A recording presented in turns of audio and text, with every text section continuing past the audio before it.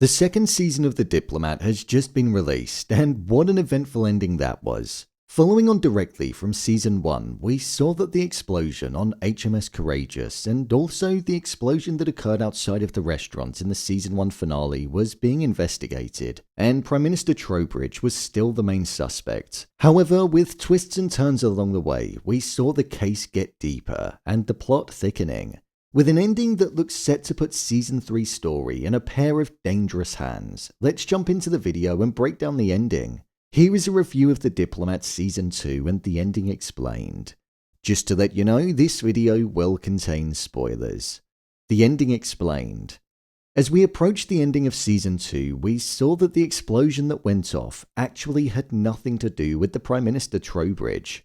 In fact, he was furious over what happened. In reality, it was Margaret Roylin that made the order alongside two other individuals to Lenkov, and one of those people was Merritt Grove, hence why he ended up being killed in the explosion outside of the restaurant in the Season 1 finale. There were whispers going around that he was going to spill some information about it, which in turn would take the blame away from the Russians and cause mass chaos. This is because it would have shown that the British attacked themselves, so he had to be dealt with.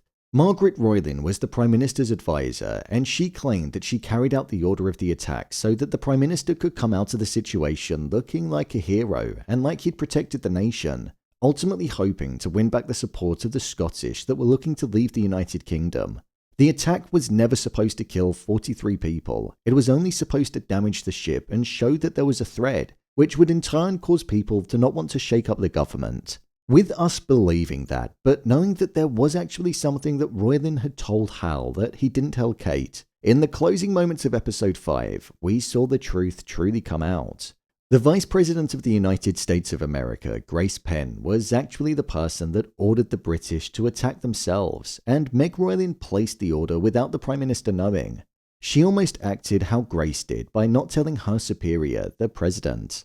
The attack was carried out because the Scottish were looking like they could well have voted for independence in the next referendum, which is something that the Americans couldn't allow to happen. This was because of the nuclear weapons base in Cregan, which is in Scotland. The Scottish people hated that the nuclear weapons base was there, and if they had have left the United Kingdom, it would have meant that the base would have been removed and the US wouldn't have had access to a base before the Russians could slip past the UK into the vast pool of the Atlantic Ocean and be a small fish in a very large pond. This made the US more vulnerable and was a massive safety threat for the States. Hence why they felt like they needed to order the British to carry out an attack on themselves, as it would get more people to back the Prime Minister and to not cause the secession to happen. This was something that Kate found out last minute, and with her being in two minds about whether or not to report it to Gannon, the Secretary of State, she got Hal to do so. But whilst the Secretary of State was on the line, he decided to get put through to the President instead. Hal told the President and it backfired immediately. The President wasn't aware that Grace Penn had carried out the attack without his approval, and due to the sheer surprise, he ended up dying whilst on the phone, most likely due to a heart attack. This meant that the crescendo of the season was all of Grace's staff running outside and telling her that the President was dead, and that she was now set to become the new President of the United States, something which Kate was extremely fearful of. Kate was on this quest to become the Vice President as the President wanted her. But now with the President being dead, it meant that one of the most powerful positions in the world was being passed over to somebody that had essentially committed an act of terror and killed individuals by mistake. Something that, if it were to come out, would cause mass controversy. The look on Kate's face said it all. She was obviously disappointed because it meant that her newfound dream of becoming VP was going to be grinded to a halt, but it also meant that a dangerous, powerful individual was essentially the head of the country. Kate didn't even want Grace to be nuclear czar for the UK, but now she was the head of the country with the most amount of power that she could possibly hold. With regards to Trowbridge, he still hadn't revealed to anybody or the British public that the attack on HMS Courageous was not the Russians, and he was facing the prospect of needing to resign. However, he was a power-hungry man that was not only frustrated that he let this slip under his nose, but he didn't want to give up on the power that he held. Himself and Grace Penn agreed on the idea that they would never reveal to the public what happened, but this was because he didn't know that Grace was in on it and was the person that was actually calling the shots on the attack, so he was being played by her as well. With it seeming like the case of the explosions was now solved, the wider issue of the person behind them being in control of one of the most powerful countries in the world was now a larger issue that was going to be unfolding. So it's going to be interesting to see if Kate is going to open her mouth and try and reveal what happened. She might well have to ally with the Prime Minister in order to get him to come out and tell the truth, as that could be the only way to take down Grace Penn as of now. My review of the season. I thought this was a really good season of the show. The second season of The Diplomat has been highly anticipated, and it definitely didn't fail to deliver with its return. The story continued on from season 1 in such a smooth way that it felt like almost no time had passed at all. What's good about this show is that it constantly has you guessing what's going on without it even deliberately trying to make you do so. The twists and turns lead you down multiple different pathways, and the end of every episode always leaves you wanting more. A prime example of that was the end of episode 4 when Meg Roylin was knocked to the ground and we didn't know if she survived or was killed in the altercation. I kind of like the fact that there wasn't as much personal drama going on in this season, and it was more so focused on the business side of things.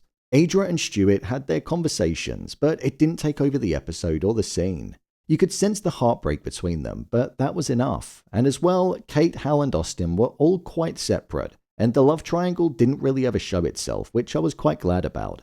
This season really allowed us to get into the meat of the politics and the solving of the case that was at hand.